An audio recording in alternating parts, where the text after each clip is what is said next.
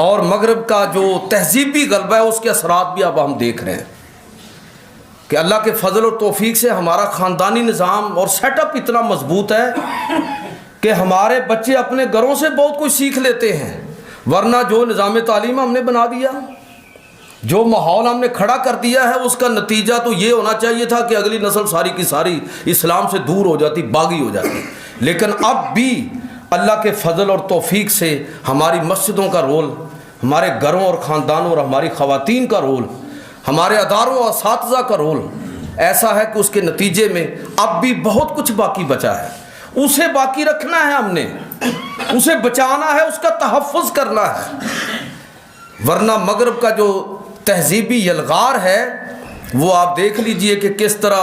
عورت کو ایک ثقافتی ہتھیار کے طور پر استعمال کیا جا رہا ہے۔ آپ دیکھیں، فکر کریں اس چیز کی، اور اسلام کو، دین کو خاص طبقے تک محدود رکھنے کی بجائے قوم تک پہنچانے کی کوشش کریں۔ جو جس کا دائرہ ہے، میرا بھی ایک دائرہ ہے، آپ لوگوں کا بھی ایک دائرہ ہے، اپنے بچوں کے عقیدے کا تحفظ کریں، ان کی رہنمائی کریں، ان کو نظر انداز نہ کریں، ورنہ جس طرح یہ فحاشی اور عریانی اور عورت کو جس طرح ثقافتی ہتھیار کے طور پر استعمال کر کے تہذیبی ارتداد کی کوشش ہو رہی ہے امت مسلمہ کے حوالے سے، وہ بالکل سامنے ہمیں نظر آ رہی ہے۔ یہ ابھی ایسی چیزیں اسلامی سماج کا حصہ بن رہی ہیں جن کا ہمارے ساتھ کوئی تعلق نہیں ہے۔ یہ کبھی عورت مارچ ہوتا ہے، کبھی ویلنٹائن ڈے ہوتا ہے،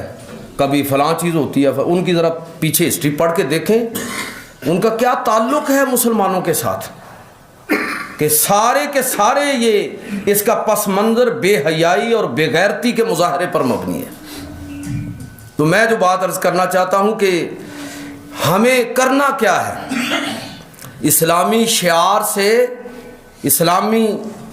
شاعر کے ساتھ اپنی نسل کو متعارف کروانا ہے، خود عزت کرنی ہے، دوسروں کے دل کے اندر عزت پیدا کرنی ہے، ان چیزوں کی حوصلہ افزائی کرنی ہے بچوں کی۔ یہ ابھی جو کرناٹک کے اندر واقعہ ہوا، اس بچی، وہ مسلمان بچی جس نے حجاب پہنا اور سارے اس کے کچھ شرپسند نوجوان RSS کے نمائندے جس طرح اس پر حملہ آور ہے، اور جس طرح وہ اپنے حجاب کا تحفظ اس نے کیا۔ حجاب،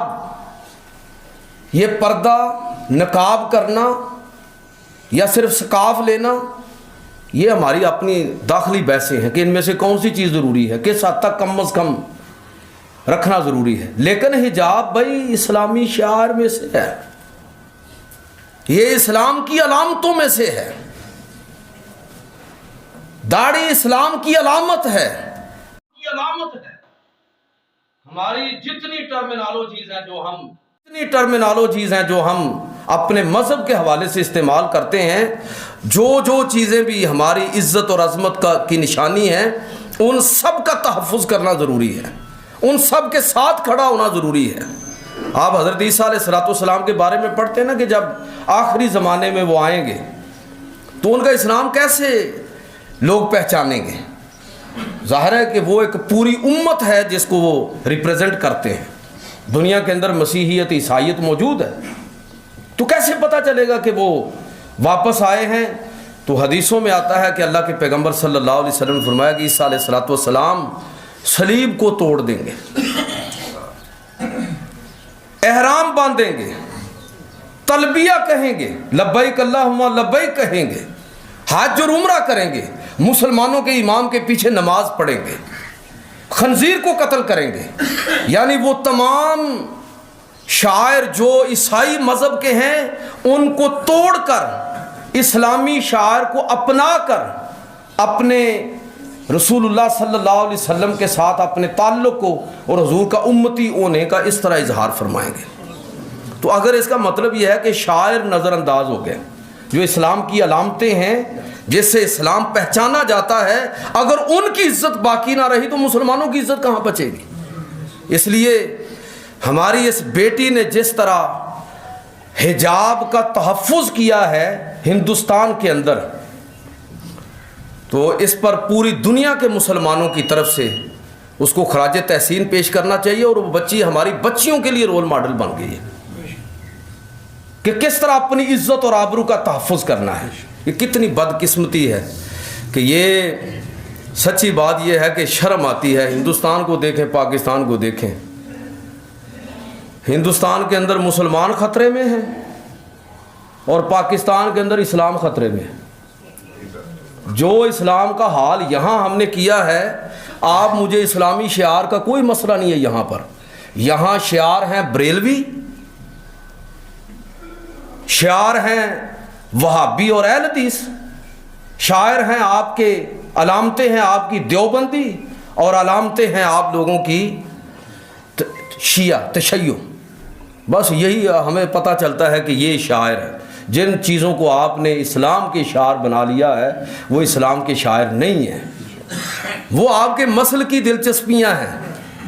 تو یہاں اسلام خطرے میں ہے، پاکستان کے اندر ایسے حصے بکھرے کیے ہیں۔